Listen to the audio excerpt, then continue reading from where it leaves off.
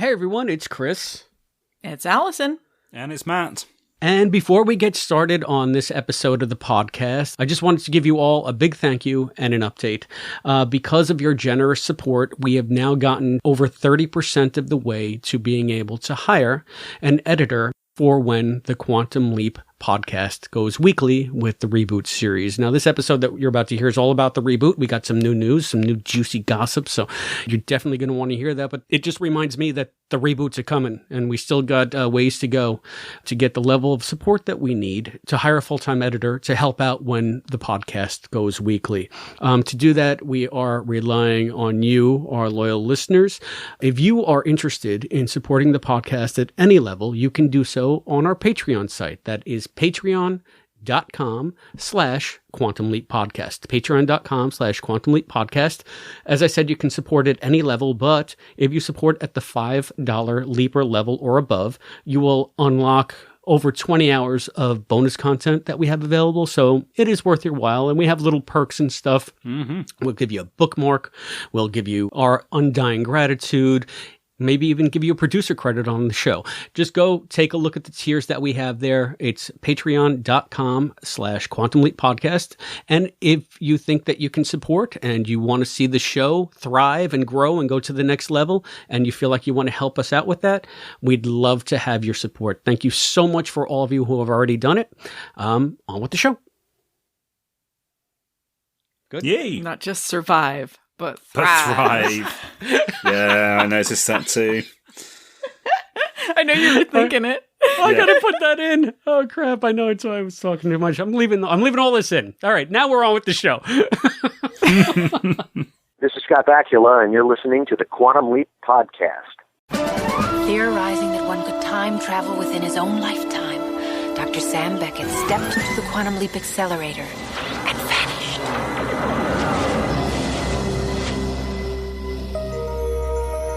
He awoke to find himself trapped in the past, facing mirror images that were not his own, and driven by an unknown force to change history for the better. His only guide on this journey is Al, an observer from his own time, who appears in the form of a hologram that only Sam can see and hear. And so Dr. Beckett finds himself leaping from life to life, striving to put right what once went wrong, and hoping each time that his next leap will be the leap home.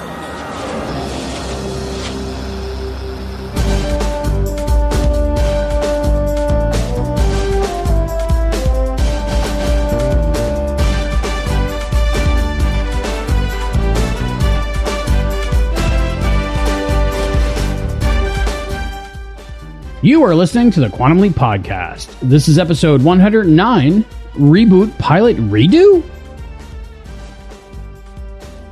Welcome to the Quantum Leap Podcast, everyone. I'm Christopher DeFilippis. I'm Allison Pregler. And I'm Matt Dale. And we interrupt your regularly scheduled Quantum Leap Podcast episode to bring you this, another reboot update. So let me set the scene, guys. This is how big a deal this is. It's Saturday here in New York. It's a warm Saturday. I'm out in my garage. I'm playing with my radios. I'm doing repairs. I'm just like on my workbench going, and I look out of my open garage door and I see the Quantum Leap Podcast signal up in the sky. And I realize I have to get to the mic. Get to the mic. Matt has some news for us. So, yeah, I mean, this is big enough for me to stop dicking around with radios in my garage. We are going to talk about some developments, right? There's been some stuff going on. Yes, big stuff. Yeah, so I now hand it over to Matthew Dale, who is the arbiter of all the stuff for the QLP. I'm a passenger now. I'm a tourist. Matthew Dale. Have I got a little theme tune now? That's so cool.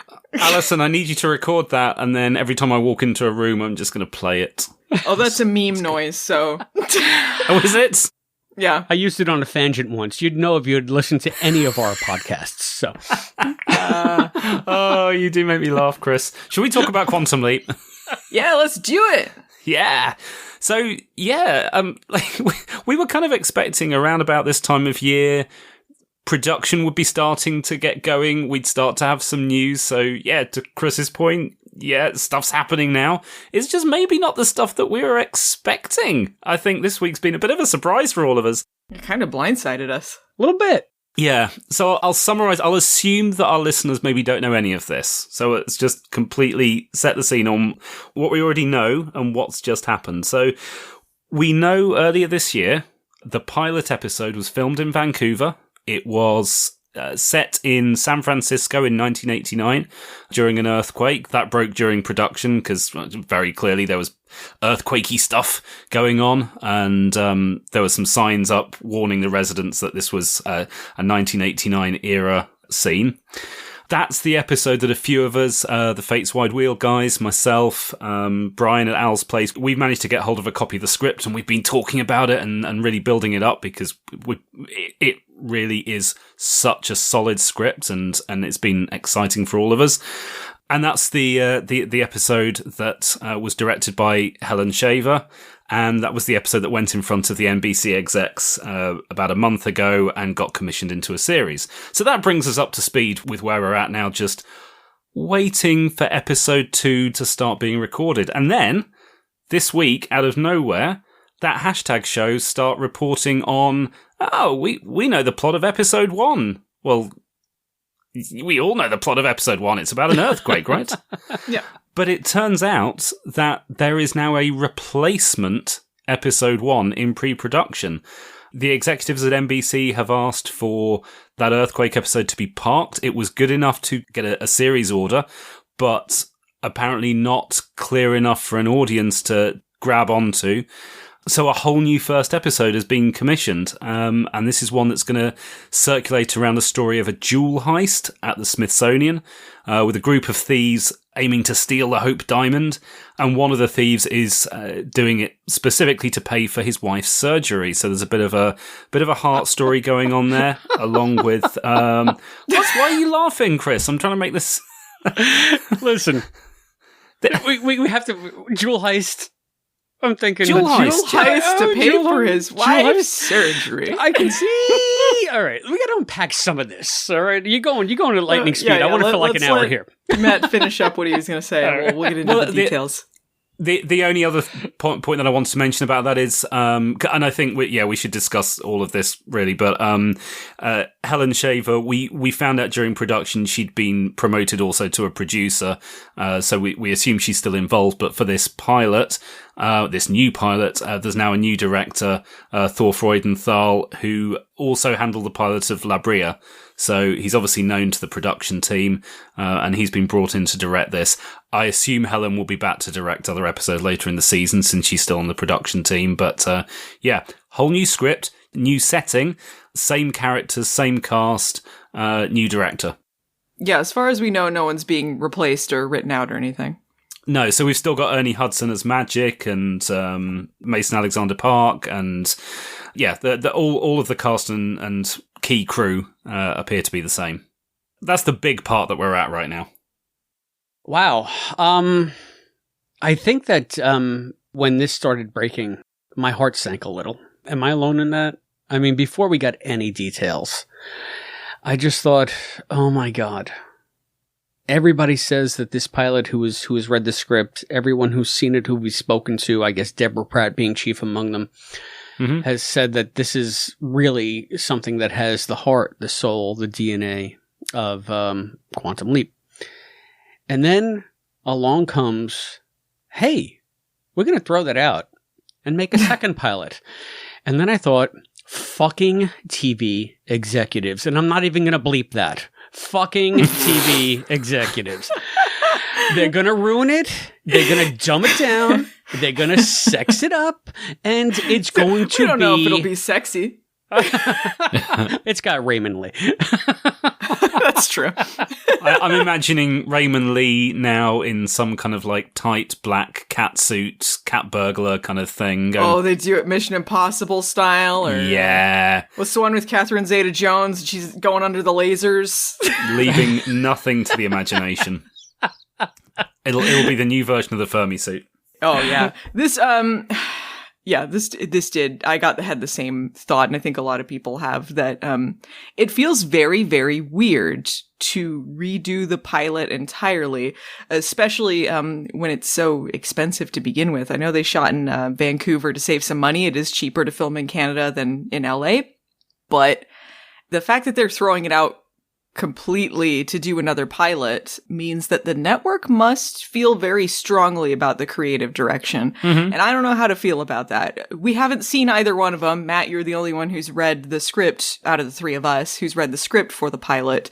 It kind of sounds like a lot of the things that sounded like they were in the first pilot that they shot, they're kind of removing. Like, I don't want them to remove the heart of it. I feel like focusing on a heist is a very strange plot for the pilot.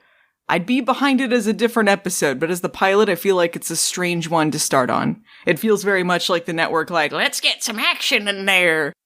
I don't know. Yeah, I had the same initial reaction, and it's tough for me, having read the script and fallen in love with it so much. It felt like nothing else could take its place.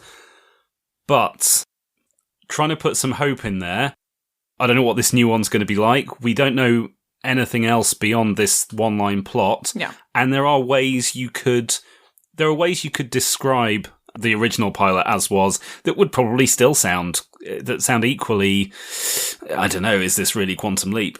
It just happened that I think a lot of us found out about the plot either by reading the script or by hearing details from fandom. This has come out through a website, a news website, and maybe the way they're describing it, just it's not landing for us, but that doesn't necessarily mean the script is bad. I'm kind of reminded of when that hashtag show also broke the character breakdowns, and some of us went a bit, oh, really? But actually, as more information's come to light, the characters are great, and they seem fine. It was just the way that was presented made us all raise our eyebrows a bit. So I'm trying to remain hopeful. Yeah, it seems weird, but I mean, especially me and Chris, like, we have really not a lot of context for either of the pilots, so it could be that it's pretty good. I'm kind of bummed that we're not going to be seeing the original pilot, except for I'm sure it'll be included as like a DVD or Blu-ray extra or something. I'm kind of bummed we won't be seeing that, because I did want to see it. I liked the idea of doing this Earthquake opener. The promo pictures looked exciting. Yeah. So I don't know, kind of, but also I think one of the things that really makes me nervous is, like I mentioned before, the fact that it's expensive to redo a pilot. So that makes me feel like the network really wanted to take it in a different direction. It's really unusual to film a pilot and then redo it entirely. A lot of times you get reshoots for recasting and things like that. Once series are picked up, some people have other commitments, or the network thinks that they should recast someone, or for whatever reason. They do that. Sometimes there's pitch pilots that aren't like complete pilots that they'll reshoot because they're just meant to be pitched around to people and not actually aired as is. But that's not the case here. They're just redoing it entirely. Yeah. That was the part of it. The fact that they're redoing it entirely is the first thing that gave me pause. And I was very, very, very upset, I have to admit, because I felt like I had gotten to know the reboot cast and gotten to accept the fact that they were going to be pretty awesome. And then I thought, oh my God, they're chucking this pilot, which seems to have all the good stuff going for it, in favor of what? And like I said before, I said effing TV executives, but I mean, there's a basis for that. And the thing that made me feel much better right off the bat was learning almost immediately after reading that news that they're not recasting anyone. So if they're going in a different direction for the pilot, at least it's not because they're trying to change up the dynamic. It seems like they just want to go with a different type of story. So that gives me some hope after my initial knee-jerk reaction. But Allison, I don't want to put you on the spot, but you had mentioned some stuff about pilots being retooled, especially your experience with, I guess, the Charmed reboot, that gave you pause, that gave you specific things that you've noticed in the past that you were worried about. I mean, would you care to elaborate on that? Well, okay. See, I just want to clarify first off that all of this is just things that we're guessing about. We don't know what's really going on behind the scenes. If we want to look at things charitably here, it's possible they just wanted things to be done differently. Like they were saying, like, to make it a little bit easier for new people to understand, and they couldn't do an Earthquake reshoot. They're moving to LA. It's expensive. Maybe they just had to come up with a different alternative that was cheaper. I don't know. But one of the things I was really reminded of, and this happens with networks a lot, they kind of seem like they're starting out making something very progressive, and then they go back on it and make a bunch of changes, and it just turns out crappy. And I'd mentioned in a private chat, all of us together, that it reminded me of the Charmed reboot. So when they retooled that show, they did a new version of it. They were like, okay, this time we're going to make it about a diverse cast. The sisters are all not white. One of them's gay. We're going to have it like be about sisterhood, and we're not going to be about people in sexy costumes. And we're going to have like this very progressive show.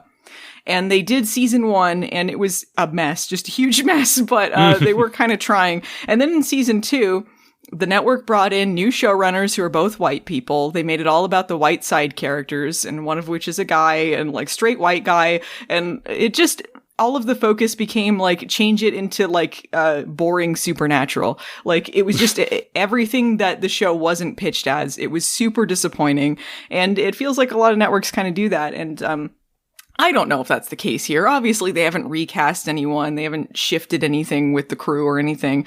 I just get nervous when executives get involved with this, because they're not always creatives. They're people that are thinking like, you know, this is where the money's at, or this is where, you know, we're going to appeal to the biggest demographic. Sometimes they can just make kind of bungling decisions because they're not really thinking about what best serves the show.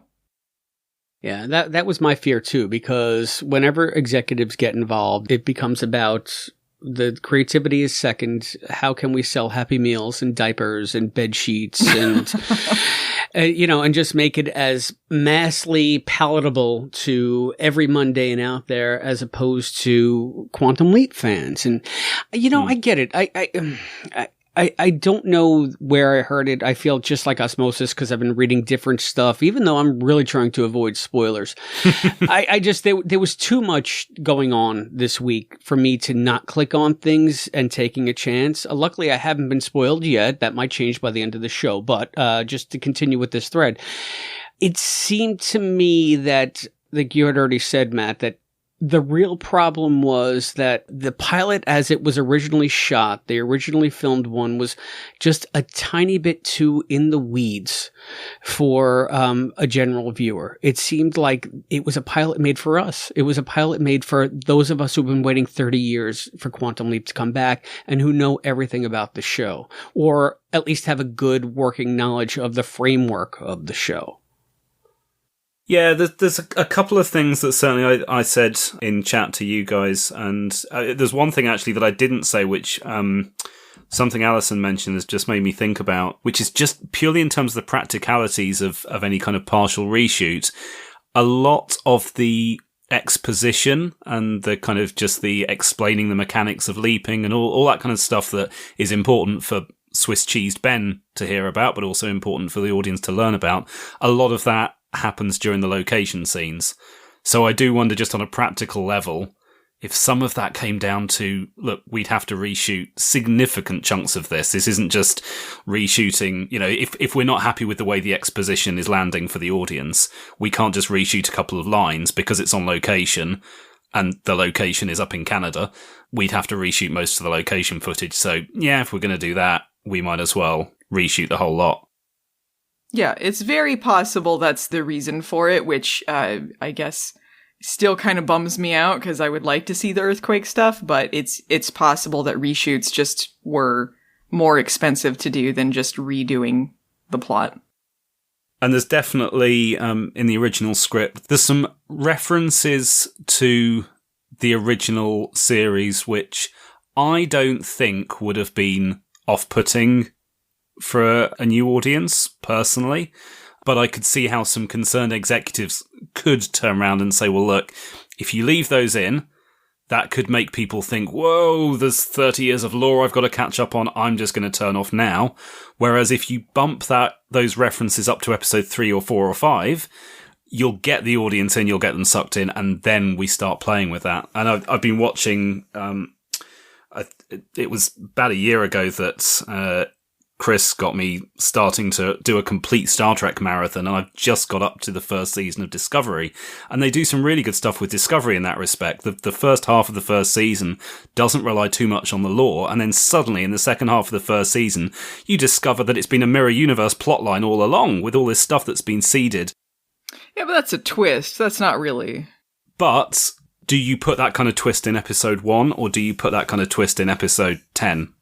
Well, it's not a twist if they don't wait. There was a season twist. I don't think that's the same thing as like waiting for the plot dump exposition. I get what you're saying though. Like, oh, I'm not talking about the exposition though. I'm talking about, and I'm trying to be careful what I say here, but I'm talking about stuff that they got some twisty twist stuff going on that maybe they wait a little bit. They've got some stuff that could be turned into a twist, which at the moment is just, oh, hey, welcome to this new series. By the way, it's a sequel. And they could push that back a few episodes and turn it into more of a surprise and just effectively open with, hey, this, we know this is a sequel, but don't worry about that, guys. Let's just go along with the ride for a few episodes. Yeah. This reminds me so much, Matt, and, this is going to sound like very incongruous, but when I started reading comic books, I was so intimidated by 80,000 years of Yes. DCU history that I wanted to read Green Lantern because I liked the character Green Lantern. And I was like, well, where do I start? And I had no fucking clue. And then I wanted to read Justice League. And I was just like, okay, where do I start? But then I realized, okay, I sort of know these characters already. So just hop in.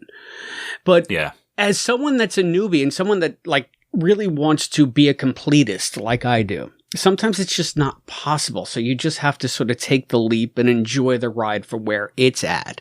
And then eventually you'll catch up.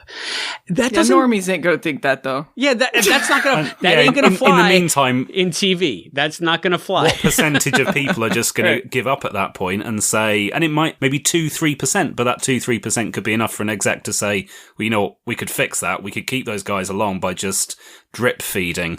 Doctor Who did the same thing when it came back in 2005. No references back to the past, really, until halfway through the first season. Yeah, perfect example. I can tell you, the first time I watched new Doctor Who, I had not heard of old Doctor Who, and I was a little confused. They were talking about some stuff, like, actually, I think it was the first Tennant episode was the first one I saw, and they were talking about regeneration and stuff, and I'm like, this seems like the continuation of something. Yeah. Something's going on here. I don't think Quantum Leap has got that much continuity per se, like when you're talking about like going into comics and stuff like that. And it's not like Quantum Leap ran for as long as like Doctor Who did, but Quantum Leap is a difficult plot to understand even with people who know Quantum Leap.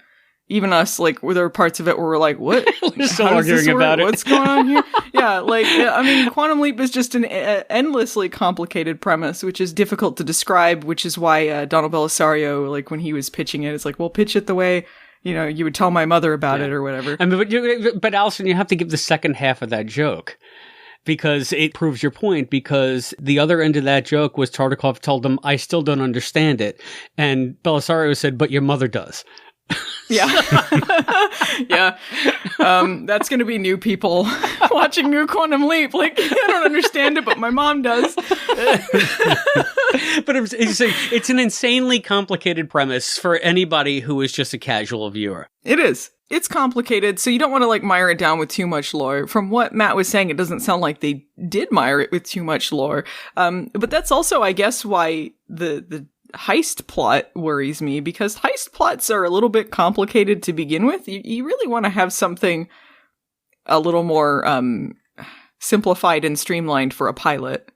Like, I don't know how complicated the Earthquake stuff was. Earthquake is big, but it's not necessarily a complicated plot.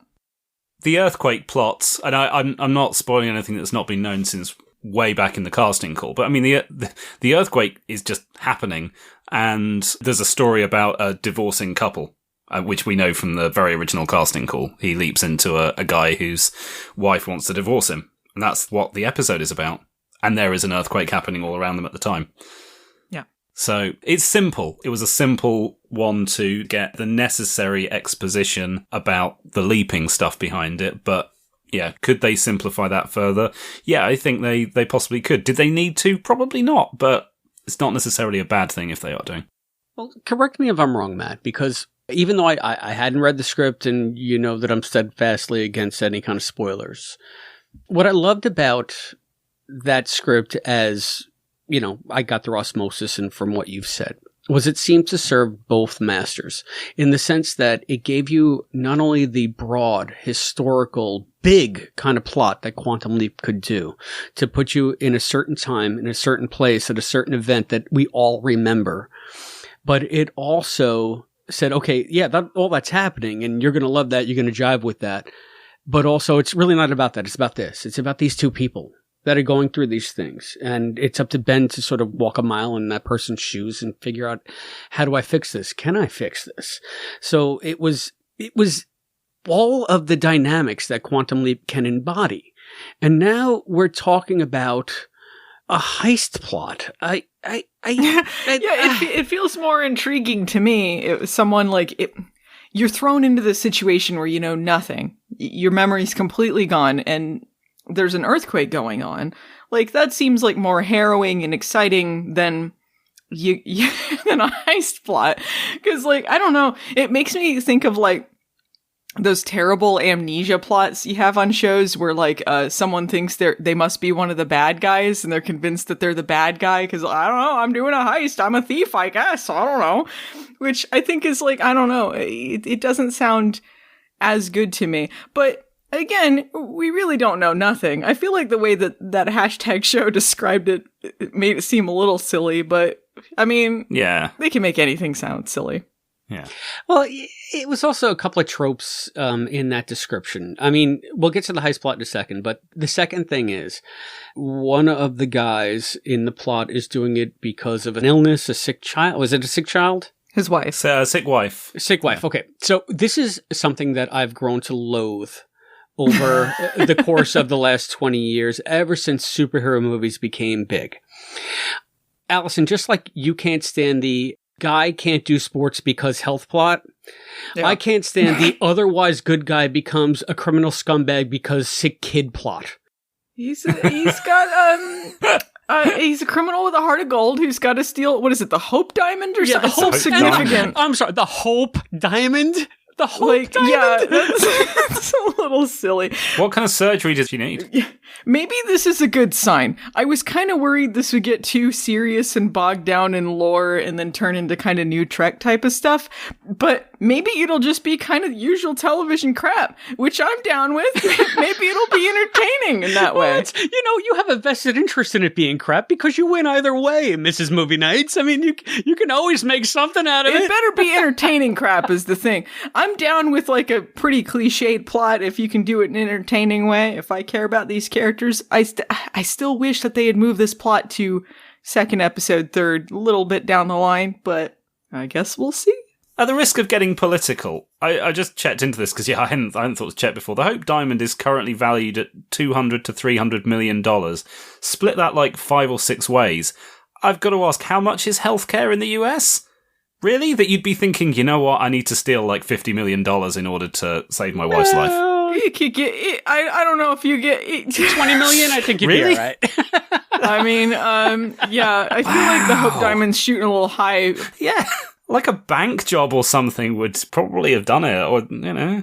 Well, a bank job, I don't know, but... And it's also such a hot commodity that it might be valued at 20 to 30 million, but you could probably get maybe 10 to 15 million, because who's going to move that thing? Really? Who are you going to sell the Hope Diamond to? Good point, Chris. You've thought about this. Chris, have you been making plans just in case your wife gets sick? You're like, yeah, I'm going to steal cash, not a diamond.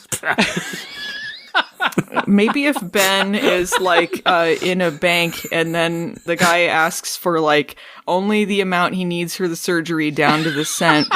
And then when Ben gets out of there, he meets Raymond Lee as his father. And it's a really touching moment. As his father.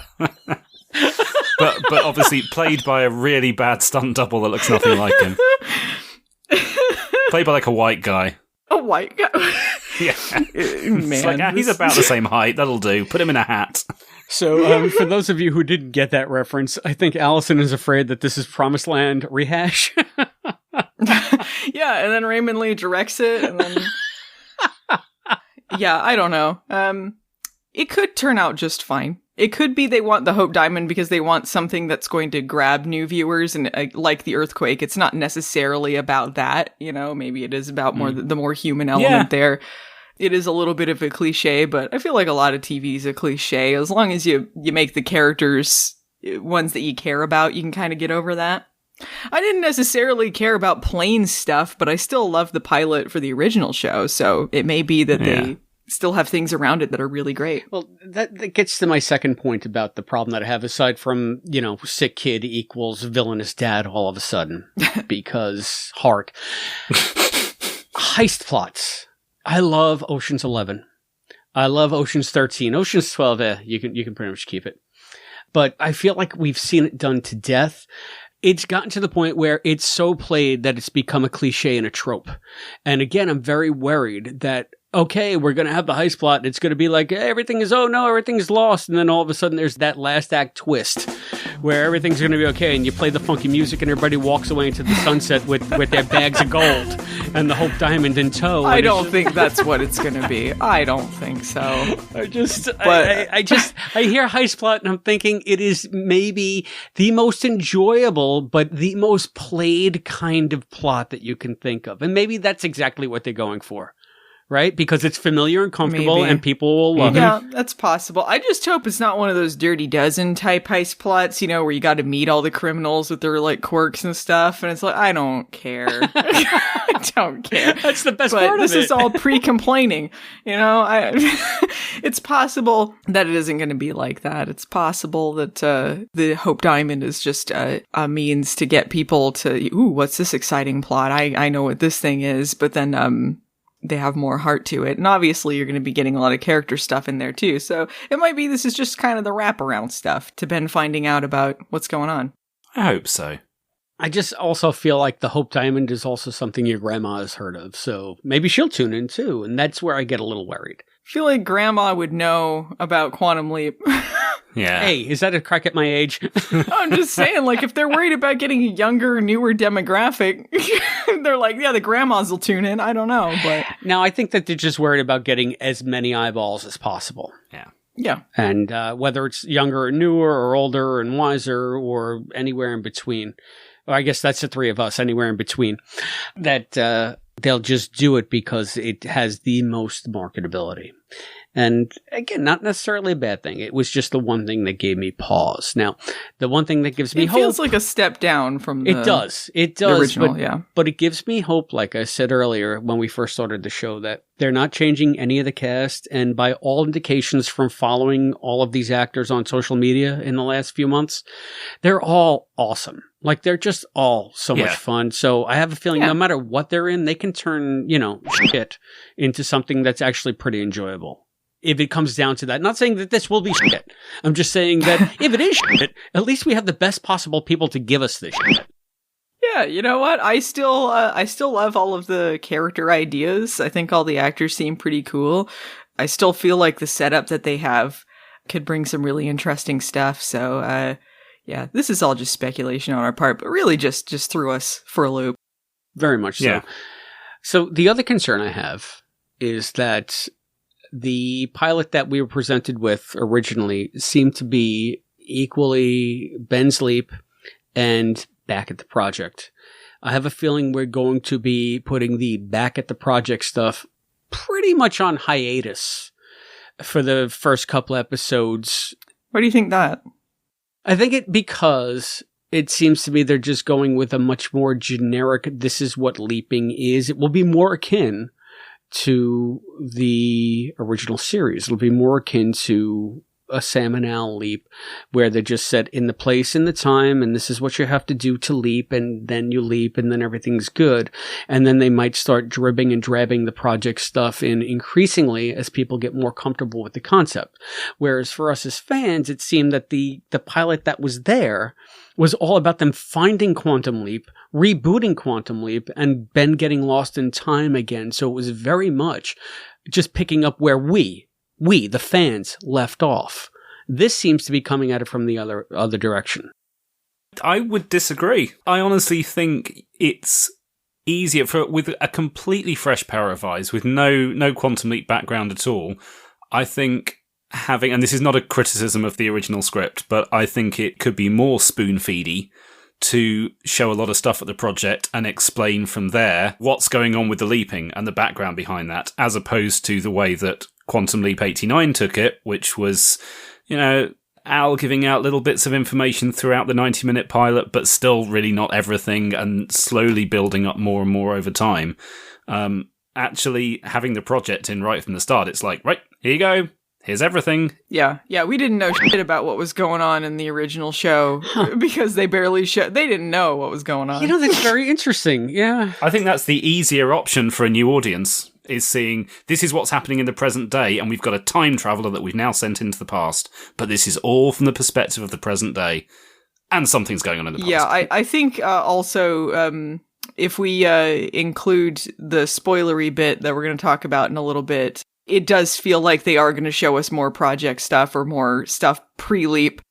Good point, actually, yeah. And I would agree with Matt that that would be easier for a new viewer to just let them know ahead of time, this is how this works, this is what's going on. I wouldn't personally mind if the show didn't do half and half project and half leap, just because time-wise, 40 minutes, 45 minutes, if you split that in half, that's only 20 minutes per leap. I would rather focus on the leap portion than the project stuff. Yeah. It's good to see more of that stuff, but I mean, it is Quantum Leap. I'd rather see more leap stuff. Well, and that's kind of where I was going with that. Matt, you're 100% right with that. I hadn't thought of that, but yeah, what better way to spoon feed people than to take you to the place where all of this originates so that you get a basis from it from the ground up. But then I think, okay, but they're thinking about John Q. Public, Mr. Mundane, who's just sitting down in front of the TV to watch something, and they're not like a sci-fi fan. So you see all of this like techie future gadgetry stuff. This is not the NCIS I'm used to. This is not a medical drama. I'm turning this off. You think everyone who watches TV is that? Pretty much, yeah. I'm just looking for medical dramas and NCIS. And I landed on Quantum Leap. They're looking for procedural bullshit. They're not looking for high concept. And Back at the Project seems too high concept for a mundane audience. I'm sorry, I'm an elitist. This is going to be let in by The Voice. It's going to be people who are watching NBC, watching a reality show, and they're like, after The Voice, what's this? The Hope Diamond? I'm going to be watching this. Yeah, that's not procedural stuff either. This is like, all right, there's a guy running around in 1985 or whatever, we don't know when this is set, guy running around the Smithsonian in 1985 with a hologram, kind of not really telling him what's going on. That strikes me as equally challenging. I don't think there is a way of making this easy for a completely new audience. There's always going to be an element of that. I just feel like that's more of a recognizable setting. If you're on the street and it's a jewel heist, you can get into that a little bit more than if you have to explain about parallel Hubbard computers and, the agitation of neurons and mesons and all that. Yeah, a jewel heist, but they're all there going, so what about that MC Hammer guy? Hey, he's cool, or whatever. No, you can't touch that, Matt. Just move on. You can't touch it. Stop. Hammer time. This is where my heart sinks a little bit, because I want to see the Earthquake one. And odds are it's going to be like 15 years, even if the new series is great. By the time we get to see the Earthquake one, it's going to be a special release. It's going to be a DVD extra. It's going to be like, we're going to have to wait till the end of the first season at the very least. Yeah, probably. Yeah, I don't think it'll be 15 years. I think it'll be when the Blu-ray comes out, it'll be included. A lot of that stuff is usually included these days. Hey, listen, I've been burned by The Cage, so it's been a long time. Well, that's a quite different case. Yeah. Yeah, The Cage with Star Trek, That was also a very unusual circumstance. This is unusual to redo a pilot completely, but there may be multiple reasons for that. And the fact that NBC is willing to spend the money to do another pilot means that they do have some faith that Quantum Leap is enough of a name and that this is going to be a product that's going to make them money back, that they're willing to spend the money to do it. So I think that's kind of encouraging. That's true. That's true. So, but I know there's a second half to this show, right, Matt? Yeah. And I think we're probably we're going around in circles a little bit about this first thing, because at the end of the day, we do not know anything really besides this one-line plot, and we're all talking about our hopes and our fears. But should we talk about the other bit of news that's come out as part of that? Yeah. Let me just set this up for listeners out there, listeners like me. I have no idea. Right now, I have no freaking clue what Matt's going to be telling me. I've been spoiler-free. He asked me when we were getting together this impromptu episode of the show, do you want to go into this? It is spoilery a little bit. And I said to him, I host a Quantum Leap podcast. Eventually, I'm going to hear it before I see it. So if anyone's going to spoil me, it might as well be you. I trust you. I love you. But yeah, all of you guys who don't want to be spoiled, a good show. We love talking to you. Tune in next time to the Quantum Leap podcast. But we're going to go on and give a little bit of spoilery information. Yeah, and I already know this little factoid because someone linked me to that hashtag article on Twitter, yes. And it said, like, pilot details, so I was like, oh, it's probably fine. It said there were spoilers in it, but I was like, oh, pilot, I know a lot of stuff about the pilot. And I was like, what is this about this jewel heist and stuff? And like, what now? And then, yeah, they included this kind of big bit in there. I kind of wish that I didn't know, but... I know that I'm going to know. And Allison, am I going to be both elated and heartbroken? I don't know. We'll see. All right, drum roll, please. Everybody, again, your last chance to turn off the podcast. What do you got for us, Matt? So, and this does relate to something back in the original pilot, so it's definitely legit. Apparently, one of the scenes that we're going to see in this replacement pilot is Ben and Addison's engagement party. Wow. Leaper and Hologram are engaged. I called it. I called this romance thing. I knew it was going to be a romance. I knew it. And I think at that point, I kept a very straight face. I gotta be honest with you. That's not a spoiler at all. Did you already know about it? No, I didn't know about it, but it doesn't spoil anything about the show other than the fact that it makes it all the more poignant. You know how we talk about if Sam and Al... That's a character bit. If Sam and Al could only hug. Yes. This is now a central portion of the show. They built that into the DNA. Oh, they knew that Sam and Al, super gay. And they're like, we want to keep doing this, but we don't want to do the gay stuff. So they're like, make it a lady hologram. It's going to be a romance. I knew that's what they were doing, and that's what they're doing. And you know what? I'm ready for the yearning. Yeah, I think it's a really good character move, and I'm so happy they did it. The way it came out in the original script is perfect. I hope that a lot of that is lifted into this. I don't know if it will be, but yeah, I remember reading the script when this bit came out that they were engaged, and I didn't breathe for like a minute. It's really good. Actually, I was kind of surprised that they were engaged. I knew that a romance was probably a thought that they had, but I didn't know that... I was a little bit surprised that it was actually at that stage. I thought maybe it would be something that develops over the course of the show. The way that hashtag show describes it, it makes it sound like they're at their engagement party and then Ben just slips out like, whoops, gotta go time travel real quick. Like, this is the theory I had that like, oh, he's just trying to get out of a divorce and then he leaps. Maybe he's like, ooh, I got cold feet. I gotta go leap. Bye. Or maybe it's going to be like all those comedies, and actually Quantum Leap did it once in Tale of Two Sweeties, all those comedies where like a guy's got two relationships going on at once and he's trying to switch between the two at the same party. He's doing that. He's switching the whole series. The one is one big story arc where the engagement party is going on and he keeps popping out to go to 1965 to hide out for a few days and then coming back again. This is almost a plot for Kevin Can F Himself. It's Yes. all connected here. Wow. I'm actually so relieved that this is the quote spoiler. Like, I guess it is a spoiler to an extent, but this seems like, seriously, this could be something that is established in scene 1, episode 1. Oh, it probably quite possibly is. Yeah. But you wanted to remain completely unspoiled. I think in the hashtag show it said that's the opening scene. I could be. Yeah. Well, I think, like, I would have rather found out watching the show personally about this particular thing. Spoilers to me, I don't really care if I know the plot outline of whatever the leap is. Like, I didn't care about finding out about the earthquake or finding out about the jewel heist, really. I just, things about, like, what's going to be going on with the characters. Like, I would rather kind of find out organically because that's going to be the through line through the show. Yeah. Wow. No, so, like, Sam and Addison being, Sam, listen to me, Ben and Addison being romantically engaged, now I'm just thrilling at the possibilities, because imagine if Donna was Sam's hologram. You said you hated the idea of them being together. You hated the idea of there being a romance. Did I? Yeah, you said, I hate that. Oh, I don't remember. You definitely did. Instead of having a hand link, can Donna have a frying pan? Ben, you should have come back to the engagement party hours ago! But imagine her saying, Ziggy says there's a 98% chance you got to bone that girl in order to leap. Uh-oh. Oh, boy. No, the heartbreak. Oh.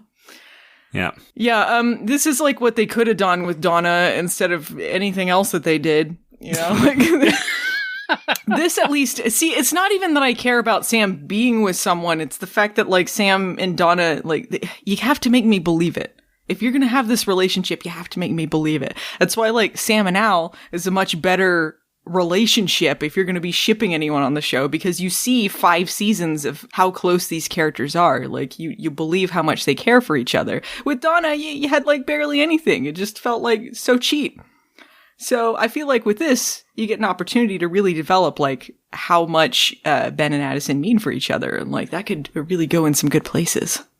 To go back to Chris's joke, I know it was an offhand comment, but it does presumably mean that Ben's not going to be going around having sex with everyone. Oh, they're definitely going to have some romances, but...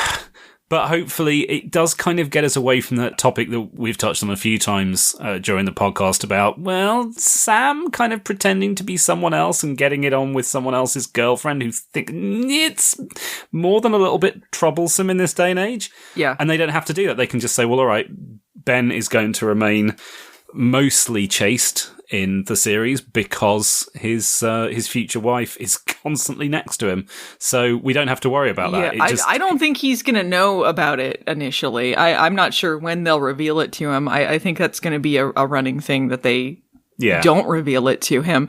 But I think that you're right in that now they would be more cautious about filming something like that, like having him sleep with people under the guise of someone else. I think there will be plenty of romances, because that's where you get that, you rip out Addison's heart and stomp it on the ground, you know? Oh, that's definitely going to be in there, but I think they're going to be very cautious about when or if he sleeps with anyone. I bet it'll be special circumstances most of the time, if they do it at all. And it will be after you're significantly invested in the fact that Addison feels hopeless and alone and heartbroken already. And now it's something that Ben has to do.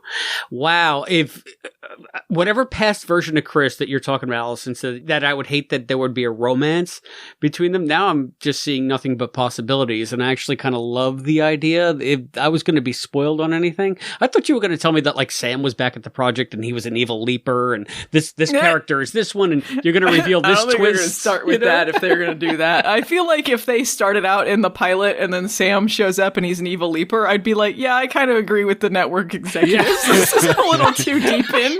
Maybe hold that back for episode 2. Yeah, a little twirly mustache Sam. I don't know. I feel like some people might be lost. Even people who, like, watched Quantum Leap, I feel like most people are not going to know all of the little details about stuff, like, to be able to follow that kind of plot. All they need to do is open with a caption card voiced by Scott Bakula saying, "Here are some scenes from Evil Leaper Part 1." And then they just show some shots from Season 5 explaining what happened. That's how you open the new series. That would be amazing. The new series was opened by previously on Quantum Leap. Previously on Quantum Leap. Like, why are new people tuning out? I don't understand what's going on. You know what? Actually, I'm thrilled about them. This is one positive to them reshooting the pilot entirely. They're not going to have one of those stand-in gummy bear hand links. If they use an old hand link, it's going to be one of the ones that Deborah bought for Morgan and replica props. I hope so. Oh, that's awesome. And it's going to be in there. It's going to be in there. And you know what? Because of us and because of Morgan and because of replica props, it's going to be an accurate one, and it's going to look nice, and it's going to be like, whoo. You're welcome, so much world. Nicer. And if you haven't listened to the Patreon bonus episode where, oh boy, it's Morgan Felden. I interviewed Morgan just recently, and he told me that he gave Deborah a code so that they could completely turn off the sounds on the hand link if they wanted to use it on set to shoot. So, hot dang. Yeah. So, I mean, it is literally screen ready, blinking lights, screen accurate, everything without any of the sounds that are going to screw up a production. I'm so excited. Which is almost a shame because I quite like the idea. I know practically it wouldn't work, but I like the idea of them using it on screen and hearing the sounds that are coming out of the prop itself, all of which are lifted from the Blu-rays of the original series. It's like wheels within wheels within wheels. Emails between me and Morgan going, oh, hey, in Ghost Ship, there's a bit at like 22 minutes, 30 seconds where you hear that whine really good. Oh man, I've been like, these sounds have been just embedded in my mind. I've been watching the 1981 animated Spider-Man, and they use those Hanna-Barbera sound effects. So every time he shoots a web, it's like a little Ziggy sound, and I'm like, oh my god, oh my god, oh my god. Oh, yeah. Oh, I gotta watch that. Holy crap. I definitely gotta watch that. Thank you. Yeah, I don't know if there's any clean ones in there, but maybe you'll find some. Who knows? Oh, that's terrific. That's freaking amazing. Hilarious. Oh boy. I'm so excited that if they have to use the gummy bear hand link. I wish it was just the gummy bear hand link. As cool as the new hand link looked, I wish they were just using the gummy bear, but even if they don't, I feel like it'll make some appearance and it'll be accurate this time. Yeah. It better be on screen at some point somewhere. You know, and also pour one out for the poor calculator hand link, which was prominently featured in a cameo in the pilot in a Radio Shack. Apparently, I guess that's not going to happen. Prominent cameo. Who pointed this out? Was it one of you or was it Morgan? Someone pointed out to me that it was clearly like a printout picture of the calculator, which wasn't to scale. Oh, really? I hadn't seen any of the shots, so I don't know. Yeah, in the window, it was there, but it was much larger than it should have been. So I think it was just someone printed out the picture and put it in the window. I've got to bring the picture up now. Because, yeah, I noticed it seemed unusually big, but I thought it was like a perspective thing or something. It's just so that we don't miss it. It's just like, hey, look, we get it. We're on your side. We're on Team Quantum Leap. Yeah, I think it was just meant to be an Easter egg. But if they decided they wanted to use one of those, that's another one that Replica Props has been working on and is getting pretty close to perfecting at this point. So, I don't know, maybe they could get a real one in there. Where's the damn picture? I can't find the picture of it. If you go to Stephen Lillian's page and then look at media on or just on go Twitter. to quantumleapinfo.net, please. Okay. Oh wow, yeah, that is way the wrong scale. I've never actually really looked close enough before, and it looks very flat. Someone found that picture on Google or on Al's Place or whatever, and then blew it up and then put it in there. And I bet it was an Easter egg because they're like, we don't have a real one, so we'll just put it kind of in the background, you know. Hey. If you know, you know. Right, and exactly. I didn't know. I saw that picture and I did not notice the hand link in it until I think you said something about it, Matt. Yeah, I noticed the hand link straight away, but yeah. Was too busy being excited about that to notice that is not real. That's pretty funny. There's an old computer next to it, and to be fair, that's probably like a 9-inch screen on it or something, but it is the same size as that. Yeah, it's so funny imagining like Al holding this like giant ass calculator hand link. He's got to wear it on a chain around his neck like Flava Flav. Yeah. He tries to stick it in his pocket. It's too big. He just keeps it on a stand in the imaging chamber, and he just touches it when he needs it. It appears on an easel. It's one of those like baby toys with the giant buttons. You know, like boop, boop, boop. Oh, funny. I have to say, I mean, I was very crestfallen about this news this week.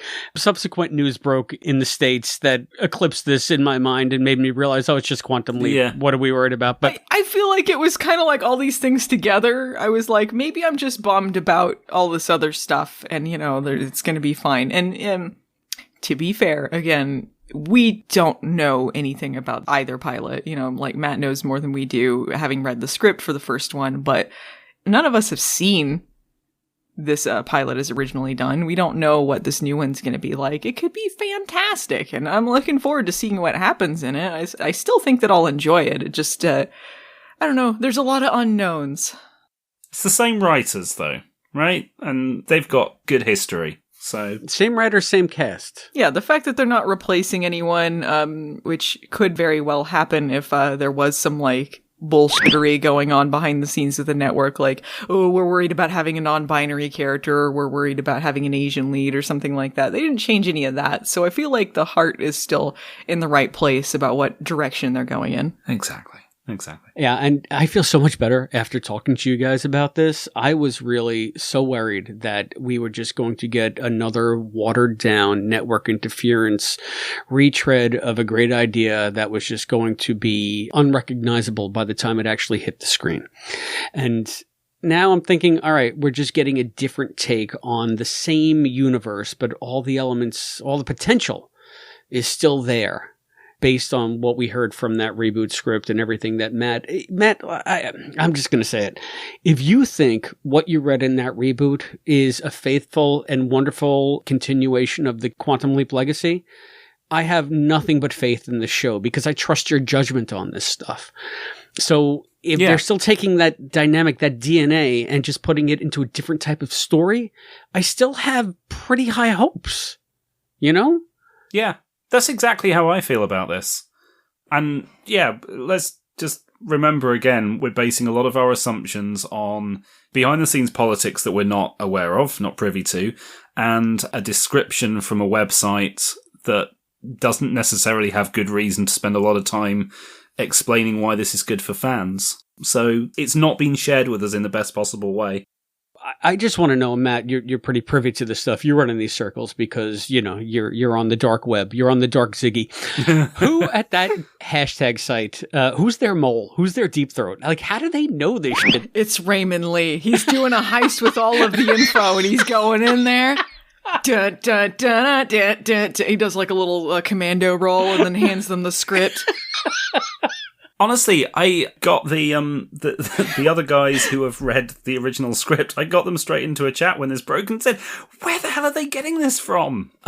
We don't know. We just don't know. It's amazing. Honestly, I think it would be the most hilarious thing if they were feeding bullshit plots to that hashtag show and just throwing out things that aren't happening just to throw them off so people don't know what's going on. That would be hilarious if this Hope Diamond thing was not a thing that they were doing. Yeah, that doesn't seem to be the case, though.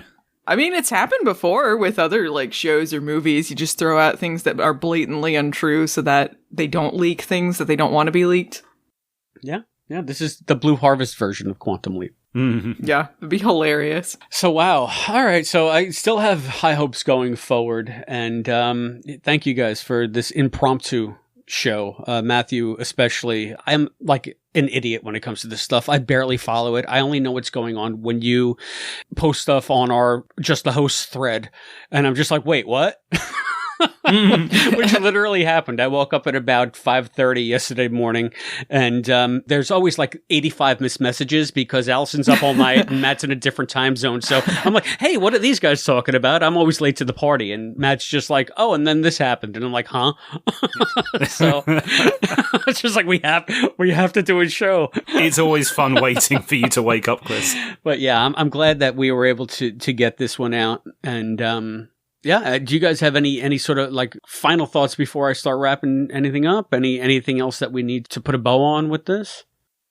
I mean, I think we started out feeling kind of negative, and I do still have those worries, but I feel like by the end here, I am feeling a little more upbeat about it. Again, we don't know. So I think keeping up optimism will be good.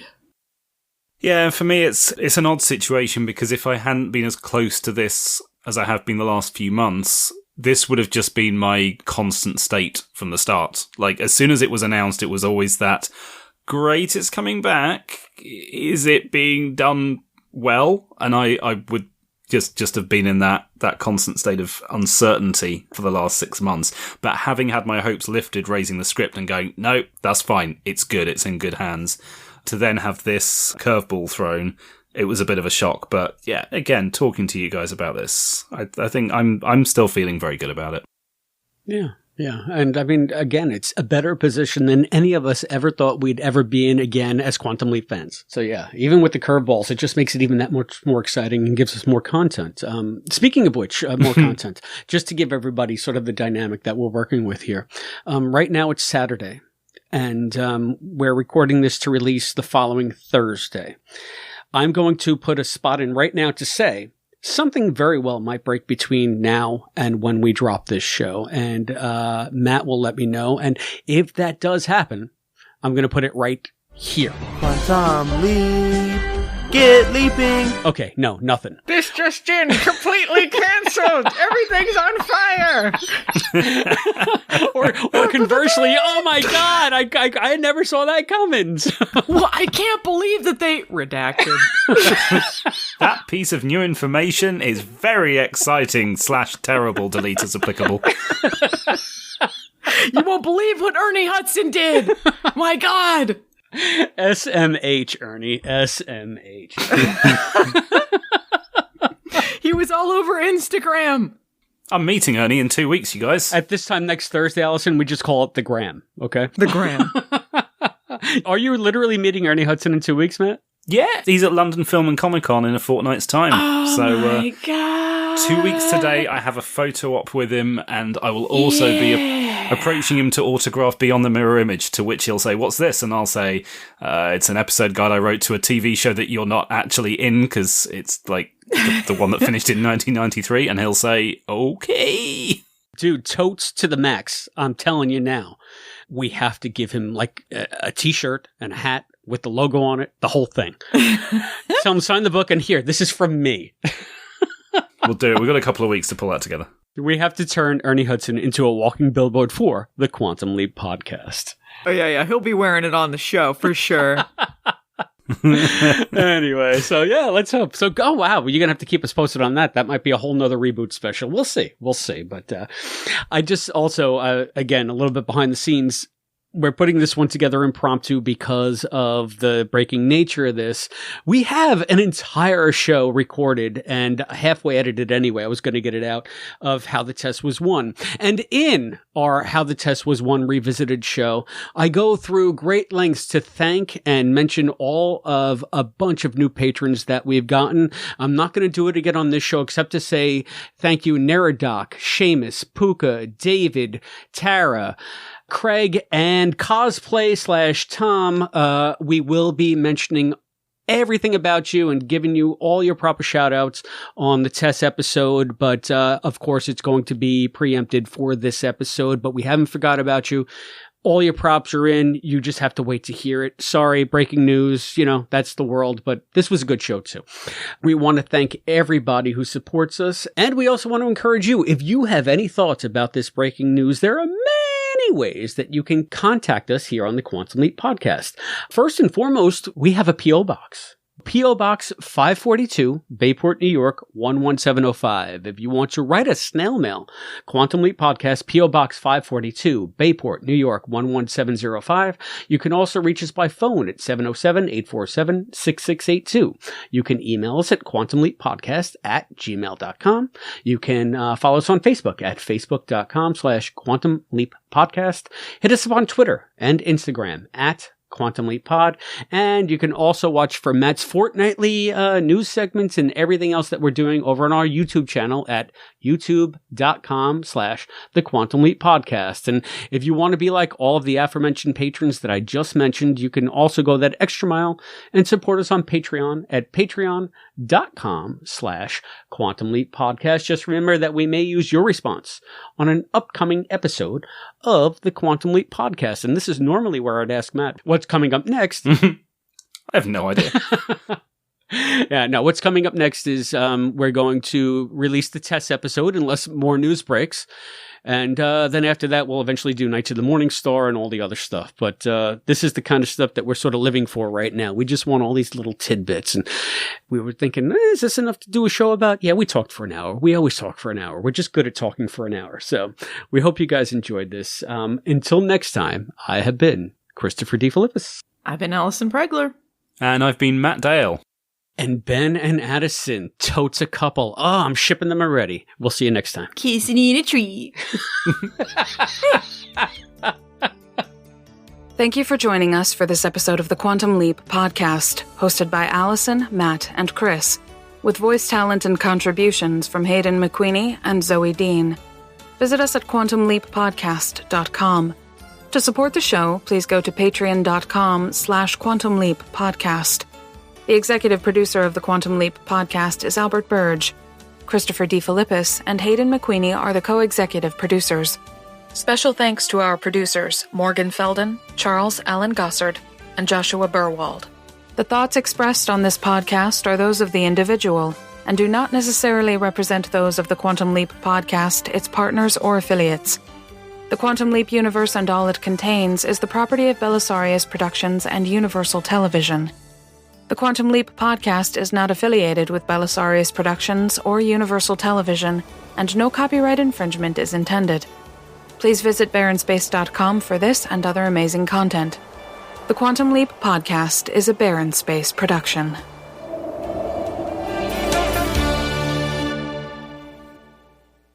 Yeah, if you guys agree, what I'll do is I'll put just like a pause. I'll just say, hey, look, we're going to get to this spoiler thing, which I know, Allison, you know it now. I still don't know it.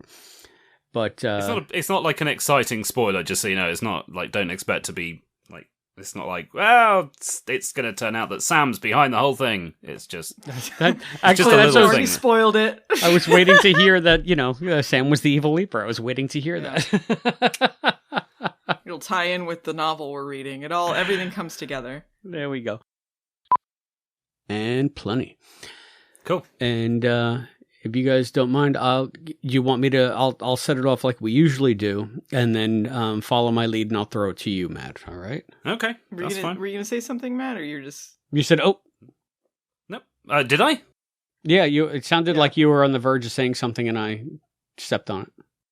No, I think I was probably saying, "Yep."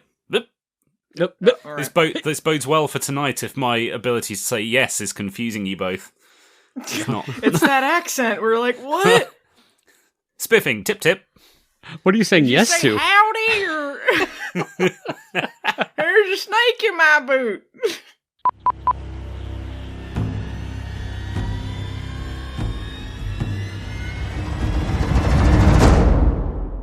Matthew Dale.